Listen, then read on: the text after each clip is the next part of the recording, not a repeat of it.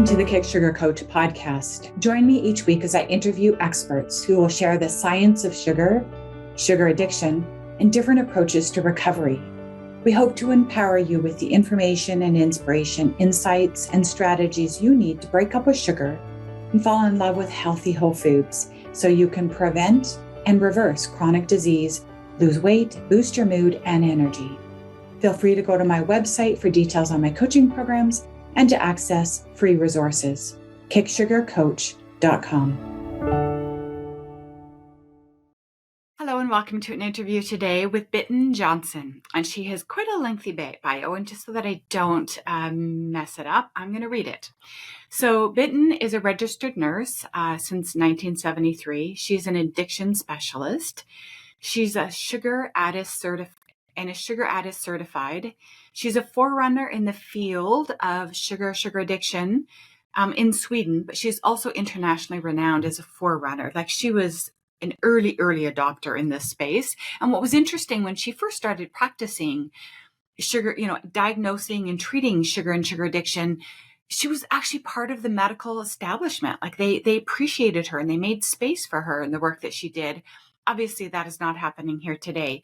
She has been internationally featured in all kinds of podcasts and summits. She's been on TV and radio in Sweden, Norway, and Finland many times. She's trained in the US, and she's developed her own very special model of working with sugar /food addiction /ultra processed food addiction. She's trained in functional medicine and orthomolecular medicine, together with American addiction medicine. On and on and on. She's extremely highly educated and doesn't stop. It just doesn't stop learning and figuring out all the different pieces of the addiction puzzle. She's written 3 books, including Sugar Bomb in Your Brain, which was published in 2014 and revised in 2010 and 2016. And it's being translated into many different languages as we speak. She is also renowned for her training. So she no longer works one-on-one with individuals. They used to call her and say, please help me. And she'd be like, okay, here we go. Here's your protocol. And now what she does is she actually trains other coaches. She certifies them to do what she used to do with our clients. She has a diagnostic tool called SUGAR, SUGAR, which is an acronym. And she's also a member of the NAATP, National Association of Addiction Treatment Professionals or Providers in the US. And yeah, she's now focused on training the next generation of sugar specialists, but she's also really working with doctors and nurses who, as she say, are completely baffled about this condition, how to diagnose it and how to treat it. So she's very excited to be working within her own medical profession as well. Welcome, Bitten. Thank you, Florence. Wow. Oh my goodness, that was a lot. Sometimes when I hear that, I think, me?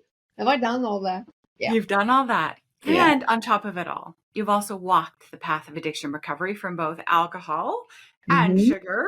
And you really personally, deeply understand what a complex illness this is. So I don't know that you're going to be new to too many people, but why don't you tell us a little bit, I guess, about your own journey? We'll start there.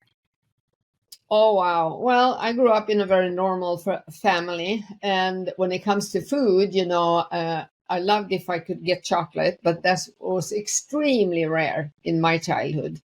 We could have some homemade buns, but that was about it when it came to sweet. We ate food. At that time, it was meat and potato. That's what people ate, or fish and potato and stuff like that. So I grew up on that. And I was the oldest of 7. So it was very natural for me to care for people and help people and take care of people in all kinds of ways. Big sisters always become very bossy and very, I'll fix you, I'll carry you. So I trained as a nurse. And that's when I started drinking and smoking. And what I didn't know was that I was sugar addict at that time. I developed that earlier. I loved sugar since I was 4 or 5 years old. And chocolate and ice cream was my drugs. I've never been into flour, thank God, because I see that is very damaging. Any flour product, bread, pasta, are very damaging to both the brain and the body. So I'm grateful I didn't like that. But, and then I came into treatment when I was 33 in an excellent treatment facility in California, Capistrano by the Sea. And they were hot, top notch at that time, which I didn't know. I was furious because I had to go to treatment. My husband forced me, my ex-husband, because I wasn't an alcoholic. It was all the others' problems. They had problems, not me. But the knowledge they gave me, deep knowledge about addiction and what it was all about, that it was a brain illness. That baffled me because in Sweden it was, low character, low moral, you were bad, blah, blah, blah thing. It wasn't an illness in Sweden at all. So I felt a little bit miffed. Well, I was furious actually, but nobody told me that before. And that's where my training started. I went to the University of Irvine and got into training about the first researchers on the dopamine system. 1985. Can you believe it? That's a long time ago. And then I've studied addiction and all kinds of things. I quit smoking after 7 years into sobriety. And that's when I realized sugar, because I said to a woman I work with, how come I could quit smoking and quit alcohol, but I can't quit chocolate and ice cream? And she looked at me and said, maybe you're a food addict. And I said, what? What's that? No, I said, I'm not a food addict. I have no problem with food, meat and potato and fish and potato. Of course I didn't. I never lost control over that. I never binged on cod or cucumber. It has to be certain things that I binged on, of course. The combination, sugar, fat, salt, flour, blah, blah, blah. So anyway, that's why I call it sugar addiction today. Because when I asked people in Sweden, do you have a problem with food? They said, food? No. What about sugar? Oh, yeah. God, I can eat myself to death. So it's because I'm a clinician, that's why I work with people. And I use the language they understand. So all my language is for the client that has foggy brain, shame, feel stigma, denial, fear, think they are worthless. So in order to cut through that fog into them understanding this, because that's the only way to heal, you know that, I have to develop a language with metaphors and some jokes and the red dog, blue dog. That's what these people understand. Then they can start grasping, I'm not a bad person. So that's my way of talking to people. So anyway, I wasn't planning to work with this. I was working with alcohol, pill, and drug addicts at the treatment facility. I was the program director, so that's what I was doing. And then, of course, I said to that person, where do I go for help? And they said, you go to USA and you meet the people that started this kind of treatment for, sugar food addicts. And that was in Chicago, Lutheran General Hospital. And I met those wonderful people. It was a big chain at that time called Parkside Medical Corporation. I think they had 100 treatment centers all over US. This was 92. And I was shocked, but it was like starting all over. And then I came back to Sweden and I started talking about this. I said, I'm a recovering alcoholic. I have no shame. I have an addiction. That's an illness. So I talk about it and my recovery. And people were shocked that I mentioned these things. And then people started calling me and said, you know what? I'm a foodaholic. They use all kinds of names on this.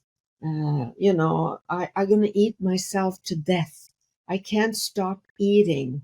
I weigh, X amount kilos and I can't lose. And if I lose, I gain it back. And I have all kinds of diabetes. They kept talking about and thinking. And all of them thought that they were eating due to a trauma or that they were eating due to feeling miserable. And they didn't know why they felt miserable. They didn't understand that addiction was a primary illness. So when I started teaching them that, you can go to talk therapy the rest of your life, unless you deal with your sugar addiction, nothing's going to happen. So that's how it started. So people started coming, and I started developing treatment. What should I do? They were on my doorstep. So that's what I did. And my model is actually after Capistrano by the Sea, where they had a very, very highly advanced addiction treatment team treating alcoholics and drug addicts, because it's the same illness. It's just another type of drug. So that's what I've been doing. And people teach me a lot. My clients have taught me so much because I share and they share and they share and I listen, and I've heard everything. But in 2012, I felt that okay, I'm gonna start a kennel or grow roses. I puke at this because I was alone and my caseload was horrendous, horrendous. People called me 7 days a week and were desperate. There was no way I could keep up. So I thought, no, I'm not going to do this anymore. It's crazy. It's suicide to keep working like this alone. But then one day I thought, well, wait a minute. Why don't I teach colleagues? And then the next chapter came, and that's history. So I started to teach colleagues in 2012. The first training was in Swedish, and I think I had 4 students, but that was a start. And then in 2018, people contacted me and said, "Hey, we want your training in English, so you better do it." So then I do training in English, and then Sweden is so. Sweden is Stonehenge. I'm sick and tired of Swedes, and it's so moderation and vegan, and blah blah blah. They are so in the hands of the food industry and pill industry, so they're very square. I mean, I don't think we have one doctor treating illness with ketogenic diet. Can you believe that? No one. If so, he's hiding somewhere in a village up in Lapland. But anyway, that's why I said, and also my dear colleagues whom I train, they bought the Swedish version of my training, which I gladly handed over to them. So I hope they're going to do better. I really want to support them. But anyway, I started working only in English. That's it. That's my story. That's amazing. That's amazing. And so just going back to your own sort of awakening. Oh my Lord, I have yet another addiction. I'm addicted to sugar and Mm-hmm. processed foods. So Mm-hmm. you go over to the States, you do this treatment, you come back to Sweden, you Mm-hmm. start working. Did you ever relapse, or like did it just click for you? No, no, no, no, no, no. Well, first of all, you have to, with alcohol, it is very easy. Either you drink alcohol or you don't. Okay. I never relapsed in alcohol. So I've been sober in September 39 years. Okay. Wow. I don't have 32 years of sobriety, or I have. How do you define it? There are 10 food plans, and in the beginning we had fruit in our food plan, we had low fat, we had grain, but they were brown, they was healthier, brown grains. And we had all kinds of things, but we took away like the cake and the sweets, and but of course we ate a lot of carbs, and that's sick when you have a sugar sensitive brain. So we didn't know that. We didn't know anything about nutrition, about insulin resistance syndrome. We knew nothing about the microbiome. I mean, we didn't even know the nourishment requirements for a healthy brain. We just have a food plan that somebody did early on, and we stuck to it. And you had to do all kinds of things like calling a food sponsor before meal, after meal, weigh and measure. It was like a whole life had to resolve around your food, which is another obsession. It's very sick, I think, to stay in recovery, because we weren't satisfied. Our bodies didn't get the right fuel and satisfaction. So, of course, if you see that eating 3 sour rye bread instead of 1, it's not a relapse. I mean, I haven't written all that down those first years.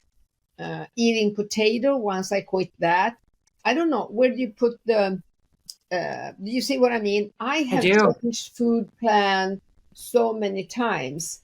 And, in 2005, I went into the liberal low carb, and we had whipped cream, and we had cheese, and we had yogurt, and we had nuts. Ooh, ooh.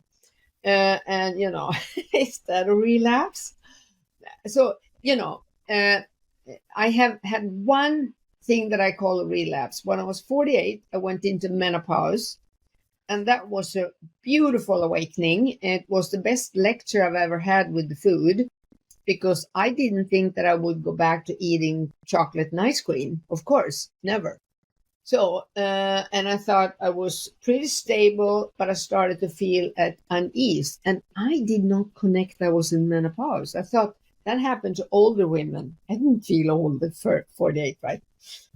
So anyway, that was funny. I went to my GP and I told him all the strange symptoms I had, and he looked at me, and I thought I had a very strange illness that nobody had discovered yet.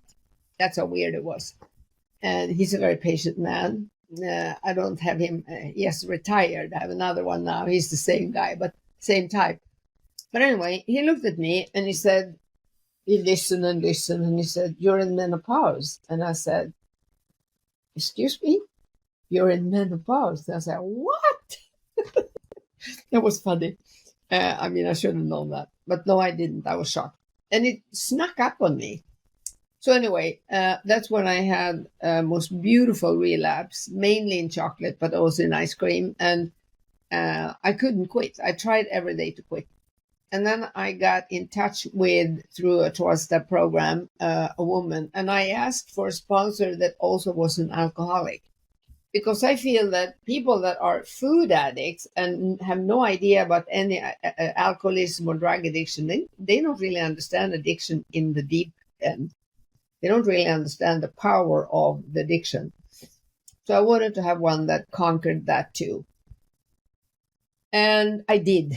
And I finally got out of it. And I don't remember now. That's many years ago. So I can't say for sure how long it lasted. Then I'm going to have to dig out my journals from that time. But, it lasted for a while anyway. And I became very sick, very, very sick. So would you say weeks or months? Oh, months. Months. Okay. Oh, yeah. Weeks. No. Okay. So, I love chocolate and ice cream so much. So once I stepped back, I thought, well, I will quit, but tomorrow. Yep. I wanted to keep the drug. I'll quit. So you really only had one major, like sugar. Yeah, like, yeah. But I messed around with my food plan many times until I found low carb, and then 2016 keto. Mm-hmm. That is the most satisfying and I think correct way for us addicts, which is a brain illness, to eat. I'm absolutely convinced of that. And I used to say in the old days, we are sugar sensitive, so we cannot have anything that becomes sugar. But I wasn't really, understood what I said actually. But when keto came along and I learned a lot about that, then that clicked and came back to me. Oh yeah, we're sugar sensitive. So of course we can't have anything that becomes sugar. We have to stay away from that. Yeah. I wonder if if there's people along a continuum in terms of addiction, because I certainly have clients that they're more on the whole food plant-based, doing well. But not everyone, for sure. Like lots of other people, I'll say, try pulling those out, see what happens. They'll like, oh my gosh, I have no cravings. I had no idea. Now I have peace with food. But there's others that seem to be able to do it. Well, when it comes to vegan, I don't treat vegans, right? I said no to that many, many years ago because I can't get them sober and into recovery. They do well they are like gastric bypass people, surgery. They do well for 2 years, then the nutritional deficiencies start creeping up on them. So I stay away from that whole topic. I don't even discuss vegan food. Mm-hmm. No way. Vegetarian, fine, but I believe in red meat. But vegan food, Nope, not my. I don't want to even touch it with a 10-foot pole. That's my take on that. So, Okay. Um, oh, so I have bitten envy now. I'm like, I did not have that journey. I was on again, off again, on again, off again. Relapse rampant. And one of the areas that you've now got this huge focus is around relapse because I think you're more the exception than the rule, Bitten. Would you say that that's true in terms of the amount of relapse that most people struggle with? yeah, unless you count, my couple of potatoes with the sour fish, if but see, I don't have a weigh and measure food plan. Potatoes are okay for me because I'm a Swede and I can eat that in the summer. It's okay in my food plan. I know where my boundaries are, but I would never eat anything with flour. I don't even eat spices that have chemicals in them. I'm basically eating a very strict ketogenic diet, and I eat a lot of animal protein. Well, actually, the only protein I eat is animal protein: fish, egg, meat, that type of thing, fowl. And then I eat. Some people would think I have a very boring food plan, but I think it is lovely because I never have to think about food. It's fuel and medicine, and it's so. I do it so much with my left hand behind my back. You know what I mean, then? Yeah. When I cook my meals and I eat my meals, it's not negotiable. I don't think, should I have a little piece of fruit? No, I'm never thinking that way. Why would I do that? You have no fruit, no blueberries, no nothing? Well, if I ever have a few tablespoons of the only berries I eat is wild raspberries and blueberries that I pick myself outside the door. But I never excited about it. I can have it as a dessert after dinner if I eat with people. But it's not something I think about or long for or even think is very important. So you have just so much peace and freedom around your food now that Yes. you have figured out the meal plan for you, and now that you've got it, you're like just Yeah. normal eater, almost like there's no thoughts of food before you're hungry. You stop when you're full. It's Yep. all just Yep. I'm satisfied all the time. My energy level is like this between the meals all day long. Well, if I would have real hunger in the afternoon and I can't have dinner as early as I want because of guests or whatever, I can take a tablespoon with ghee, and that's it. just have some fat. Mm. Have you ever seen people not thrive on the keto diet? It sounds like you've been putting Yeah, people on. Yeah. yeah, of course. People Yeah. are, first of all, you have to remember that people are biochemically very unique. Yeah. And, as I said to people, my fuel mix might not work on you. Mm-hmm. But I do believe in animal protein and right fats and veggies. But then you have to find out why they don't thrive. What are they lying to me about what they eat? That's one thing with addicts we have to ask ourselves, because addicts lie, and that's the nature of addiction, or they deny because it is so shamey, or they eat something that they actually have a severe food intolerance for. It could be oxalate, it could be anti-nutrients, it could be, the stomach doesn't break down eggs, they have a lack of hydrochloric acid, they have a broken microbiome, they might have been on tremendous amount of antibiotics earlier. They have nutritional deficiencies in many other ways. They have a thyroid that's totally out of whack.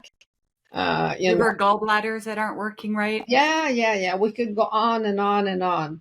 So severe insulin resistance, hyperactive pancreas. It's complicated. That's what I mean. It's a very complex illness to deal with, and it's not. There's not one exactly food plan with the same exactly fuel mix between these micronutrients and all that would function on everybody. I tell people, I can't if I exactly write down what I eat for a week and I said, you eat that, you might feel lousy. I feel fine. So, I mean, we don't know. It could be spices they use. I mean, hey, we can spend 2 hours on only that topic.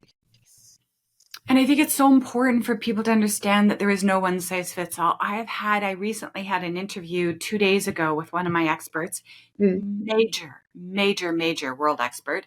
And he's like, I really believe that there's a one size fits all. There's a reason my meal plan doesn't work for you. We can figure that out. All the same reasons you've listed. But he goes, I think everyone could thrive on the meal plan that, I recommend. And I'm like, the more I work with people, the less I But believe that. does he really understand addiction or does he understand nutrition? Good question. Yeah, he's right. He understands that addiction is a real thing, but it's not his field. Yeah, he's more. And and then I have to add that addiction is the big thing to understand if you're going to work with addicts and food, because we are special sensitive. We have, you have to understand addiction first and then the food. You can't go the other way around. So you have to always, one thing I've said for all the years, since I started working, addiction has veto over all other knowledge when it comes to an addict. And that is one of the big problems I see, Florence, working with people. That's why so many of my colleagues get so frustrated and burn out. And because, they argue with all the things around, they don't aim for the addiction piece. Because if you really diagnose an addict and show them, every part of their addiction and say, here is where we're going to aim. And, I have a picture with addiction in the middle, and then I have all other consequences, depression, misery, stomach, blah, blah, blah, money, isolation, friends, relationship, all around. Most professionals that don't understand addiction or very afraid of addiction, they mess around in the outer circle all the time trying to fix that because they think it's unpleasant to shoot in the middle. I only shoot in the middle. People say to me, can I tell you my life story? And I said, no, I don't need to know your life story to help you. I only want to know how your addiction is. Because your addiction is your primary problem. The rest is consequences. And if I help you fix the addiction, you fix the consequences all by yourself. Because then I restore your energy and, your stamina. You go out and fix it. Interesting. Yes, I think I have a similar sort of concept. I have the addiction in the middle, though, and I have all the negative, unwanted consequences downstream. So metabolic syndrome, weight issues, mental health issues, all the things that are causing us pain that get us to consider looking at our food. And then as we play with our food, we realize, hey, wait a minute, this should be easier. And then they discover there's an addiction. But I think there's issues upstream of our addiction. Before.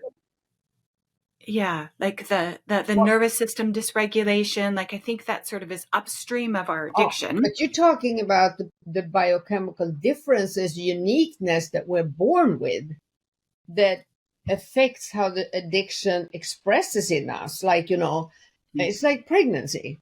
Some women get pregnant and have a totally flawless pregnancy. And then they have the delivery and it was hunky-dory because their body handled it and it was nothing. Some have, a horrible pregnancy. They feel miserable, the hormones, all kinds of consequences. But it's the same with addiction. So, of course, you have to know where you come from. If you're hypersensitive, if you're a dopamine dominant or a GABA dominant. I mean, I work a lot with all those. If you're stress sensitive, you need to understand your environment. The where you come from, the relationship, the family, but it didn't cause the addiction. Right. That's the important thing to remember. And you might have severe traumas that need to be addressed. But if I don't help you, with addiction, you never be able to deal with other things. You're never going to be thinking that, oh, I'm a sensitive person, I better take care of my this way, or yeah, man, this is my personality, or you never get to that point. So you always think you're crazy. Why am I not like Florence? Because Right. I'm bitten. No, so of course, but the problem with putting it, if one would to do a line to putting that in front, is that I'm afraid that a lot of people could think that it's because of my childhood or because of this, that's why I became an addict. And then they think if they fix the before, they will be normal. Right. So that's why I put it in the middle. And Totally. that's all. That's my thinking. But that doesn't. Mhm. Your method is beautiful too. It's just another way of viewing it. But so It's I think it's very similar, because yeah, you're right. I mean, I can spend 20 years on a therapist couch sure, trying to uh, do whatever sort of recovery work I'm wanting to do, yeah, and hope that my food will just sort itself out. But the yeah, minute I pick up some sugar, some chocolate, and ice cream, my addiction is going to kick into gear, and I will have cravings, and they will be annoying, and I will be pulled in these directions towards more, and that isn't anything that's ever going to go away, no matter how much therapy and meditation I do. Yeah, right, that is true. correct. Yeah, Yeah. that's the way I see it. And also, there are some other things to be aware of. Is that we are, with age. I guess I'm older than you. Uh, but with age, what I noticed, since I've been working with clients for 32 years, and so many of my clients keep in touch with me, and they contact me if they relapse or if they feel miserable, if they're on their way to relapse. So I have, it's too bad I didn't have, staff to do the research, because I hate details. I would never have been in a lab doing research. I would have died. I'm a clinician. But anyway, I know from my experience that you become more and more carb sensitive the older you get. And that is very natural because did you know that we had wrinkles on our intestines too? It doesn't look like you have one wrinkle. So, but with age, we get wrinkles in our bodies. We age. Our inner organs are not functioning like they did 10, 20, 30 years ago. No way. So you become more sensitive, or more, you need to be, it's easier to relapse if you're not watching yourself when you get older, because it can hit you much faster because of these things. So you tolerate carbs less and less the older you get. That's why I see people relapsing after years in the program, because somebody told them they should be able to eat fruit, and they eat the fruit, and boom, there you go. But 10 years ago, they could eat fruit. So that's why I go for keto clear cut right away. Why wait 10 years and relapse? No, I'm more shooting straight. Let's get in there, get her Might as done, get well- her done. We might as well rip the band-aid off now. So, some of the things that I hear from people working in this space and my own sort of coaching practice is that people will say, "Oh, it's just too hard. It's just too hard to do this perfectly every day in perpetuity." Does anyone truly ever recover long term? And what is the percentage? Is it decimal 0.0000001? Like, really? Like, what is the percentage? To which I'll say, let me ask Bitten that question. Okay. I think that if that was my client, I would said, "Oh, I hear the red dog whispering in your ear to open the back door, which you haven't really closed yet, so you can get back to the drug." And then I would say, "It is incredible hard." And it's like, did you know I say that only 4% of every alcoholic get help and recover? Is less with food. because we don't have the knowledge, we don't have the trained people, we don't have the economy, we don't have the treatment centers. So long-term recovery, I've never measured, but I don't think it is a very long, very high number of recovery. But I tell you this, there is no perfect life. So if people think that it's perfect, is because then they're still obsessing with the food plan. As I told you, I don't. To me, it's like I have this car, I go to the gas station, I fill it up when it's empty, and then I live again. So food, I don't talk food. I tell, groups that I eat, but I have no recipe, no cookbooks. I learned to cook. To me, it's like, cooking is like brushing my teeth. It's totally uncharged. And I worked hard to come there, and I try to teach my clients to go there too. It shouldn't be a battle to eat. Then you're still obsessing about something or longing back for the drug or not satisfied. Something is lacking. I try to view it as if you're an alcoholic, you put the cork on the bottle and then you never think about alcohol again and you start living. I'm not saying that food is that simple because we live in a very sick food environment. We have all these people, how long are you going to eat this craziness? You're going to die from the butter. And I said, well, at least, I'll be fat and nice on the inside, maybe. I answer all kinds of things, but there's still people that are fat, scared, and all these things. So sometimes, in the old days, I got very upset when people said things like that to me, and I think it's funny. And one thing I say a lot to people is, well, do you have a problem with me? I want you to look for therapy for yourself. It's you having the problem. I don't.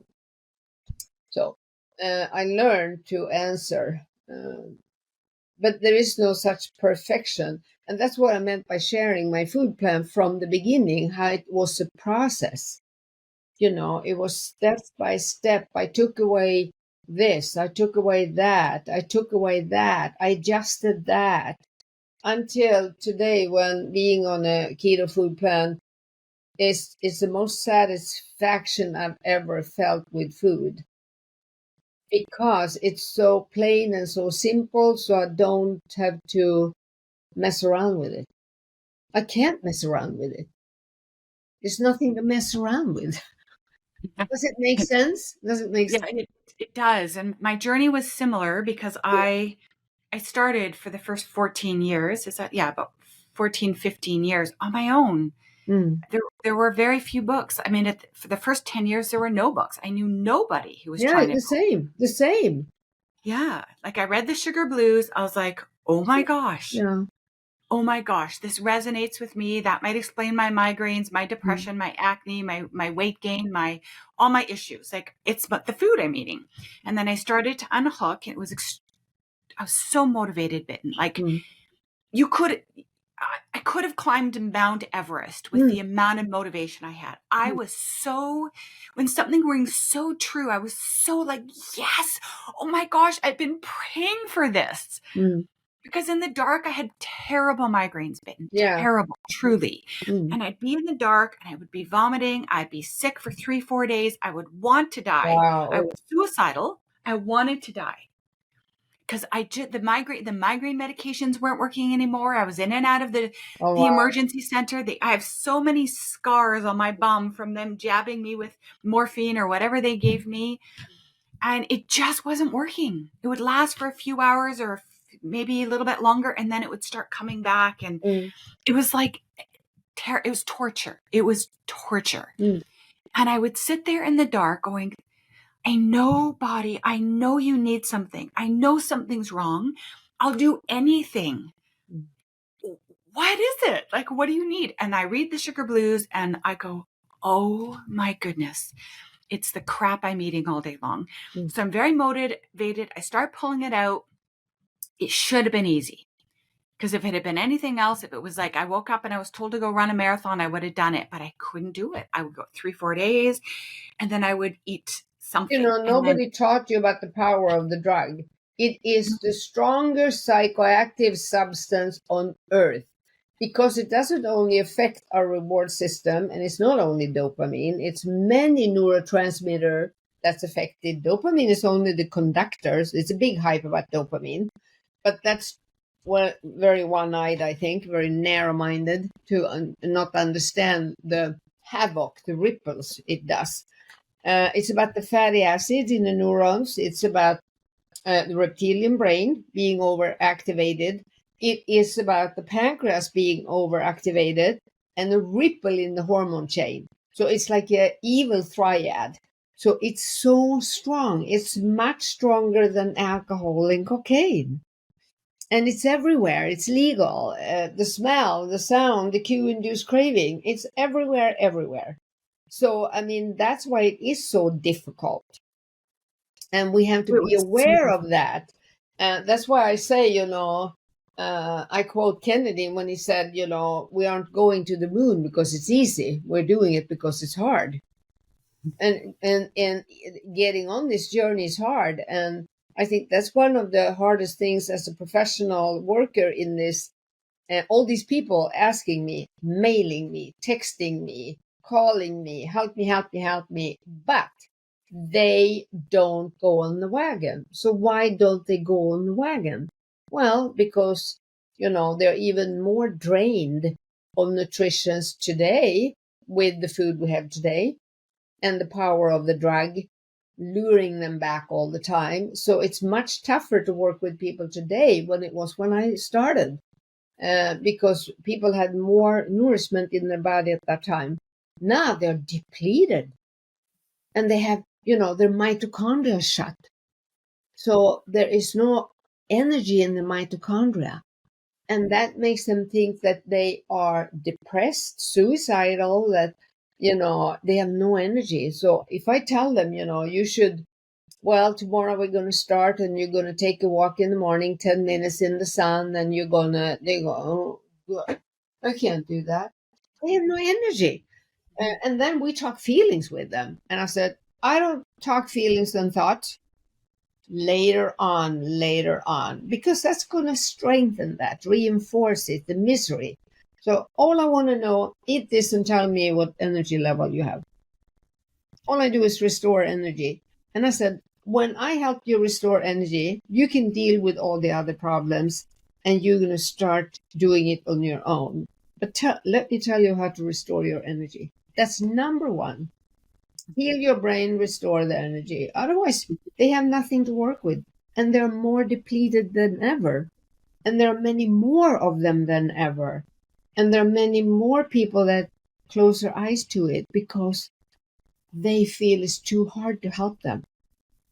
It's too complicated, too difficult to help them. So the need is huge out there. There are very few helpers. Very few people can afford to ask for help. I talked to a person that runs 12-step groups now. They have grown like crazy. And I'm so happy for that.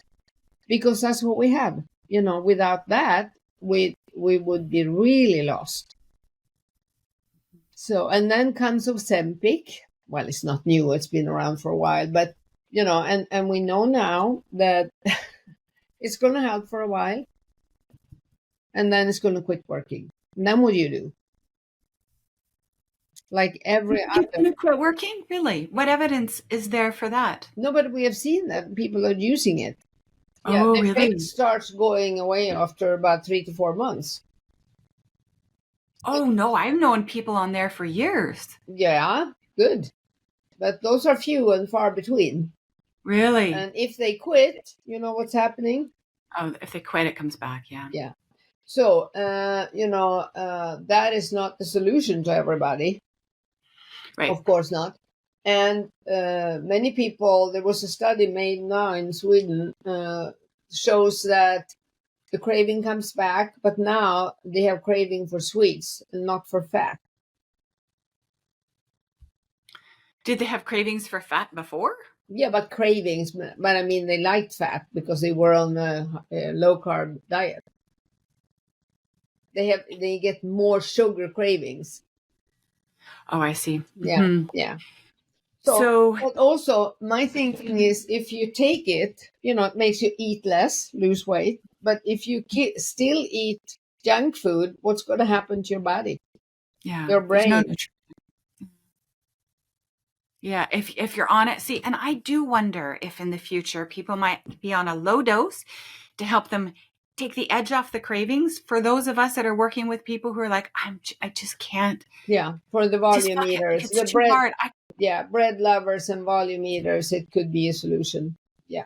It might be just short term, low dose maybe, and until we can work with their diet, and then they're on the right diet, and then Oh, they yeah, you taper off. said the key. We help them with diet and lifestyle changes. Yes, yes. And I'm not proposing that. I I imagine thought that I thought that too. Even that or something new, better, no side effects. That would be fine because I know that people they need. I worked with Kerstin, my friend, the professor in oxytocin research. You know her? no. No, okay. She teaches in my training, and we know that overeaters, volume eaters probably have a lack of oxytocin. So we have played with the idea for a long time. What if we could give them oxytocin, which is Mhm. a normal neurotransmitter, to increase the satiety for maybe 3, 4, 5 months until they are stable on a Yes. food plan? So I'm totally open for that.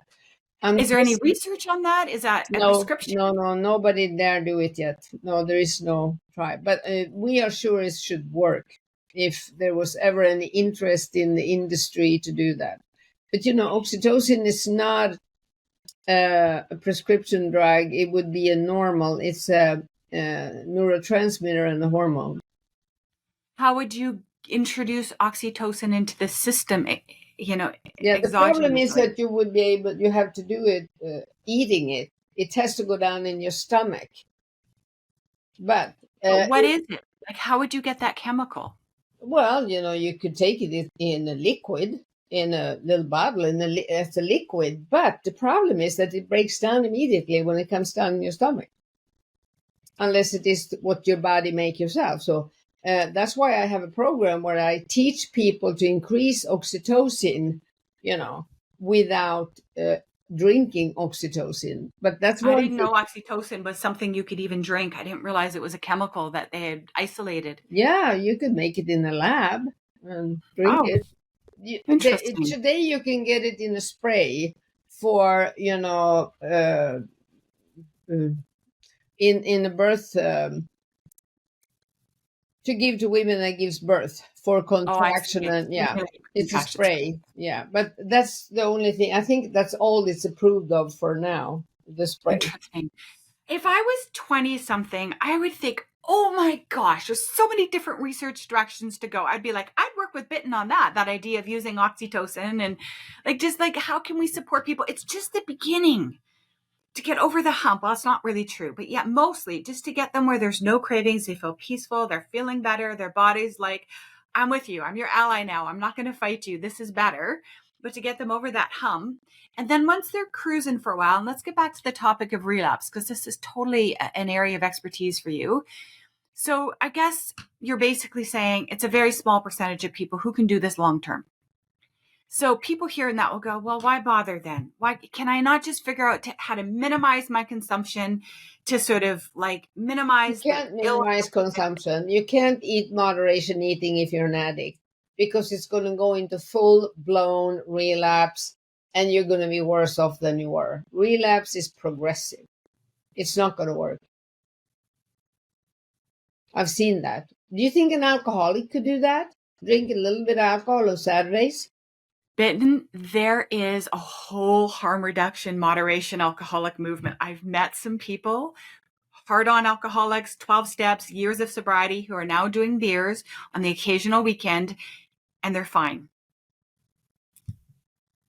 I'm not even interested.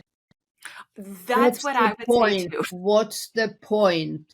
What's the We point? don't have the what's the point to having a beer on Saturday? What is the longing? What is the power of the drug that you are letting yourself get into that? What is wrong with sobriety and abstinence? Why do you need a chemical? I mean, I could go on, but we're not going to go there. I don't understand it. They enjoy a cold beer from time to time, and they're like, I have figured out how to, and there's a certain protocol, and I know a little bit about it that seems to work. But you're right, like when you're free, why would you go back? Okay. Yeah. So what are the long-term factors that people need to put into play to get the kind of recovery that you have, you hold out for us, that you invite us to experience? What are the factors? Well, a factor is to have a burning passion to understand addiction, because, no matter how long I live, it's the most complex illness on earth. So very few will really grasp how complex it is, how cunning, baffling, powerful, and patient it really is.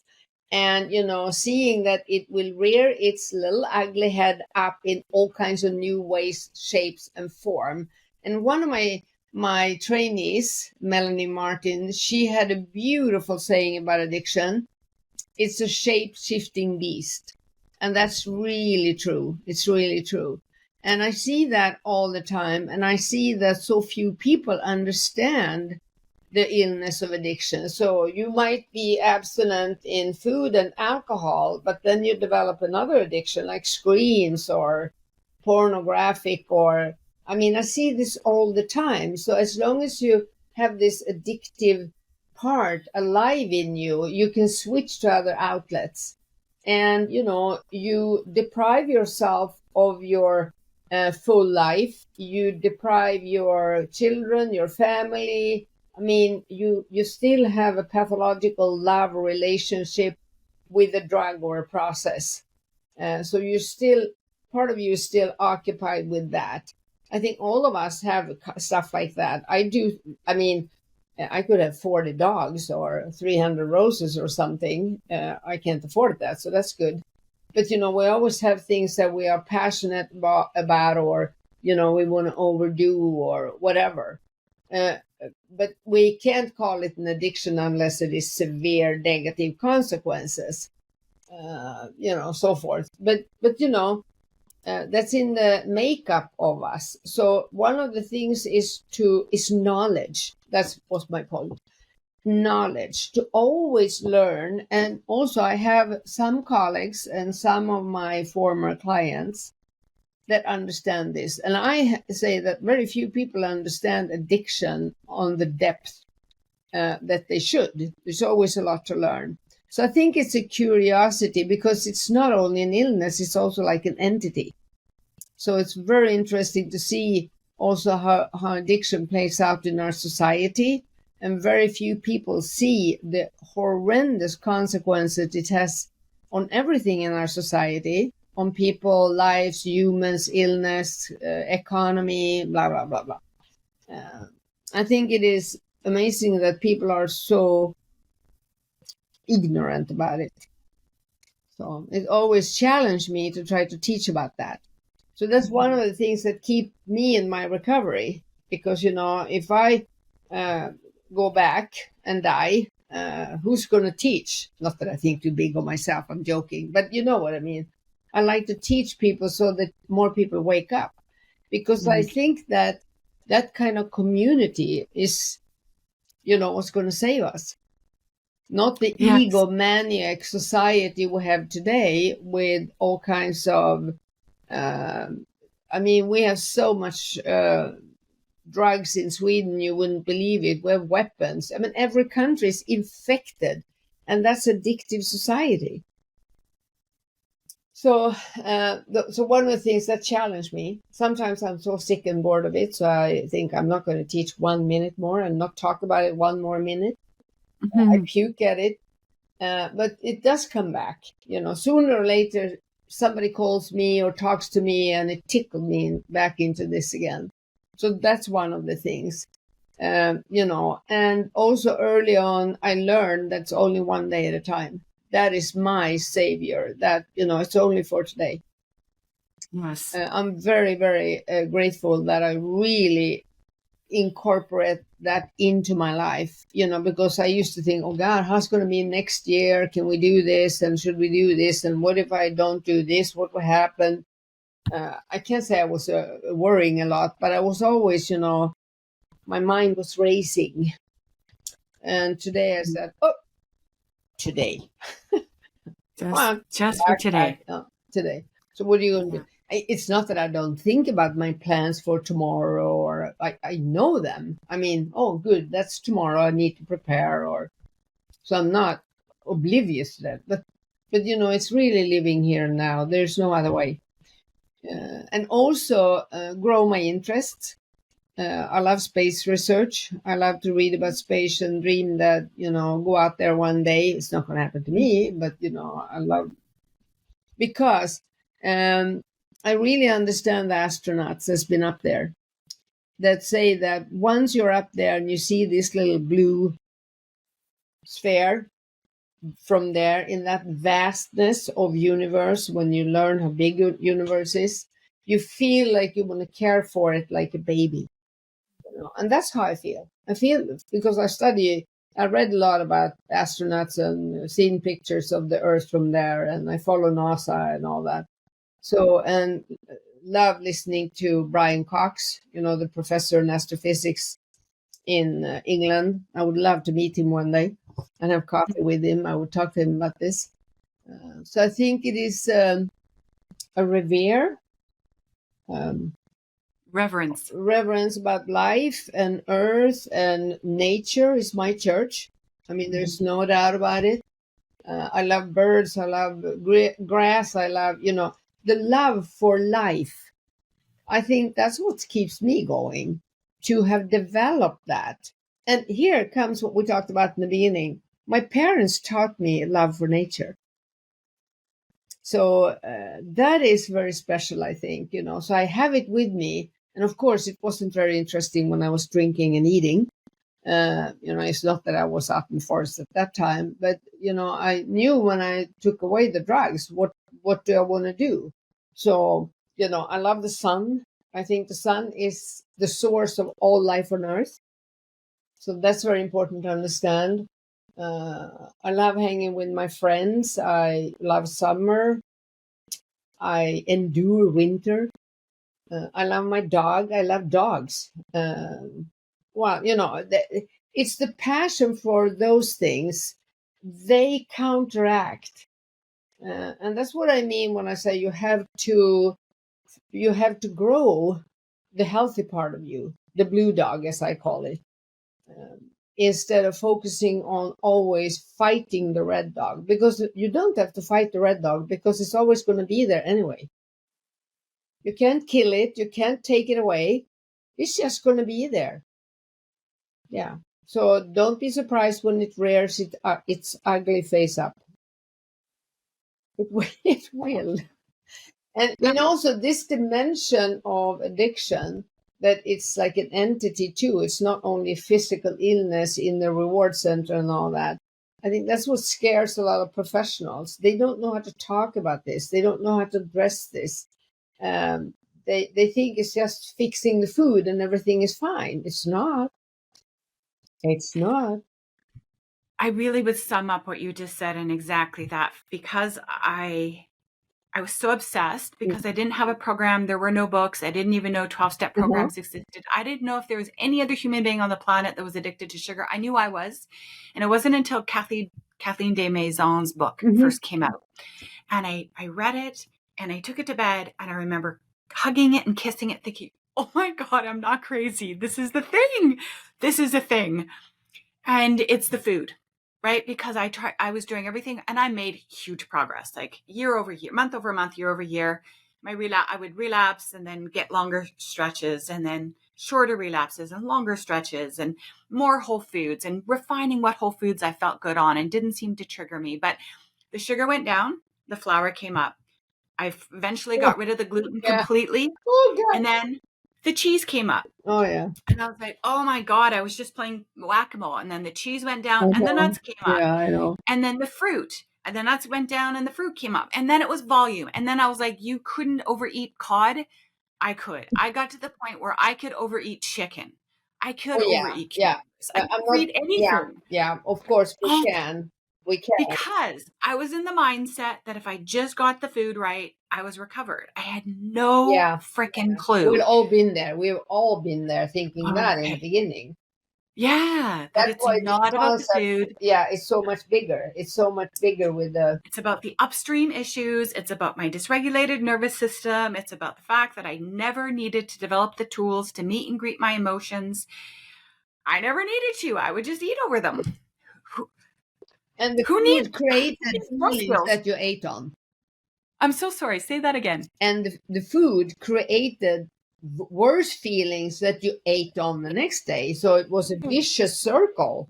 Vicious. Right. Very Vicious. Yeah. Yes.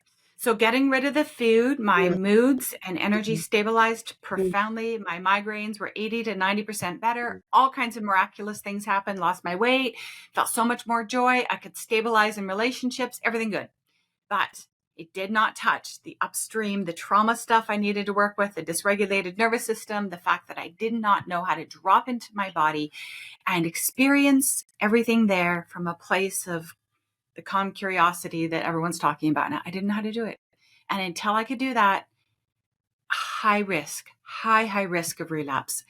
But that's the beautiful work. I like, thank God I had a food addiction, because dropping into the inner world, which is as real as the outer world, richer, more interesting, as vast as the universe. I say, fuck the astronauts. I love the people who go in and are the explorers in there, because there's layers and layers and layers, and people get into the deep spiritual experiences and transcendent states and connect with spirit guides and stuff I haven't done, but I know it's possible in that whole inner world. And we don't get to have anything happen in the inner world as long as we're stuck in the outer world with Of course addictions. not. Then it is microcosmos on macrocosmos. And I mean, either where you are, just that you expand is the most important thing. If you prefer to go inwards into yourself, and you might, sit and pray for your mitochondria. I mean, that you could do that. Or Totally. I go out, to one of those exoplanets, and I think, how does it look there? Yeah. Same thing. It You is see the what I same. mean? It's the Same. same thing. Same. It's Yes. very important that we understand that it is the expanse. Yes. Because the Sofronaki picture that I use in all my lectures, the people in the rock, that's in Pennsylvania. You know that one, right? I don't think so. Oh my God! I can't share here now. No, I can't. It's an incredible picture. It's the sculpture of freedom. I'm going to mail it to you when we're done, and you look at it. And addiction. It's a person in the big rock, and then something makes that person try to start getting out of it. And addiction is from the adicere, means enslaved in Latin, right? Mm-hmm. I love this picture. And then the third person is moving out, coming out. How do you get people to start? Because you cannot pray people out of the rock. You can go in with chisels and machines and try, but you're going to kill them. That's not going to work. So how do you make that person to start leaning forward? To get the energy, you have to give them energy. They can't do it if they don't have energy first, right? And then you have to give them knowledge and hope, so they know it's worth to step out of the jail. Yes. So that's what it's all about. So if you step out. Oh, and I know that image. I know exactly what you're talking about. I just got it in my mind's eye. Yeah. I've seen it before. I love. Gorski gave me that picture when I trained with him in the early 90s, and I've loved it ever since. I use it in almost every lecture, because people go, uh-oh, they get it right away. And the fourth person is out of the rock doing this. Yes, Happy, yes, joyous, and yes. free. Yeah. They're leaping with joy. So Yes, that that's picture has Tajini. been in my mind. Do I want to go back there? No, I don't. Right. I want to be here. I want to be free. Freedom is meant everything to me. Yes. Freedom So to beautiful. choose, what I eat, choose what I say, choose what I do, choose. Of course, free choice is also a little bit of a myth, right? We are so affected by circumstances, but at least, it's not a drug ruling me or an alcohol or, it's not something ruling me. Something's hijacked our brains, Yeah, our whole I don't system. want to hijack brain. Yeah. Yeah. I want to fly our own plane. So those are some Um, of the things that keep me sticking to my one day at a time, and then all my friends. I have absolutely incredible friends that are in long-term recovery. We share a lot, we joke a lot of sense of good humor, a lot of laughter. We laugh at our red dog a lot. We can yeah. call and say, "Do you know what my red dog say?" And Yeah. then we share, and it's just a rip roaring laughter after Yep. that. But I don't know more it's not rocket science. Even if I would love to go on a rocket, Yeah. not rocket science to do Mm. what I'm doing. I'm not any special. I don't do any special things. I don't have any hidden pills in my cupboard. Uh, There's no hacks. It's just simple. it's It's simple but hard. simple daily living. Yes. Bitten, thank you very much. I want to apologize when I sort of f-bombed the astronauts. I wasn't trying to diminish your reverence and awe and excitement. No. I didn't Okay. even take it like that at all. Good. I didn't mean it in that sense because No. I I can didn't get take it like that. I promise. good. Yeah. It feels infectious to me too to imagine that there's so much unknown and mystery and Yeah. potential and Yeah. exploration possible. And as vast as the sky is, that's as vast as the inner world is Yeah. as And our well. brain, I used to say that our brain is another universe. That's how magic our brain is. Mm. And you have more germs in your intestines than you have cells in your body. So who is hosting who? Right. The bacteria are very kind to let us build around Yeah, them. right. Anyway, we didn't address what we talked about, why medical professionals is afraid of this topic. We have to do that another time. Okay. I would love to discuss with you, and Okay. also why we touched a little bit why it is so difficult for people to step up on the recovery wagon today, because they're sicker than ever. That's why. They really are. I've Yeah, seen it, I even see just in it. my I see it. lifetime. Yeah, I see it. And you know what? People are dropping into the freeze response, the trauma response so much more quickly, and they're getting stuck there, which is a zero energy. There's a total collapse of I the know. system. No mental horsepower. No mental horsepower. I None. know. Like I had a client that was drinking 3 pops a day and she was doing really well. And then she just like, it's like, I just don't even have I can't do another minute. I'm just too exhausted Yeah, and they are. Their depleted. And adrenals, they have adrenal fatigue. Their thyroid is shut. Their microbiome is shut. They're much sicker today than they were the clients I yes, took on 10 years ago. But, yes, yes, yes, and even 20 years ago, it was easier and so forth. 30 years ago, even easier. yes, yes. So, Ah. well, we did well. We started this call before we turned the camera on, like, what keeps you? I was like, what keeps you going, Bitten? Because there's days, I hate to confess it, but there's days where I think, I think I'm burnt out. Like, I just feel discouraged. I think Ozempic's coming in now. People are just going to take a pill and not try and clean up We their have those diet. And days too. We all do. I think, no, I don't want to do this anymore. I'm sick and tired of this. it's hard. Absolutely, because it's overwhelming. And then I talk about the starfish story. You know that one. I do. Finish us off. End our interview on that. Okay. My version. Little girl walking on the Pacific Ocean beach, where I've been, which is a beautiful beach. Santa Cruz is what I'm thinking in my mind. thousands of starfish is on the beach, and she's throwing one by one back because it's been a storm. And then this older man, very disillusioned, comes walking by, and he said, "What are you doing?" "Well, I'm trying to save these." "Okay, there are thousands. You can't help all these, so it's not going to make a difference." She picks one more up, throws it in, and she says, "It will make a difference for this one." So let's do that. That's what we're doing. Only this one. Only this one. We're not going to save the world. Only this one. That's reason. Makes me want to cry. Yeah. That's Thank you, Bitten. Thank you. Thank you And for holding you are space. throwing many starfishes in the ocean all the time, and you're done for years. So just keep doing that. Thank you so much. Spread the knowledge. Okay. Thanks, everybody, for tuning in. Okay. Thanks for tuning in this week. If you would like more interviews, more information, and more inspiration on how to break up with sugar, go to my YouTube channel, Kick Sugar Coach, or my website, kicksugarcoach.com. See you next week.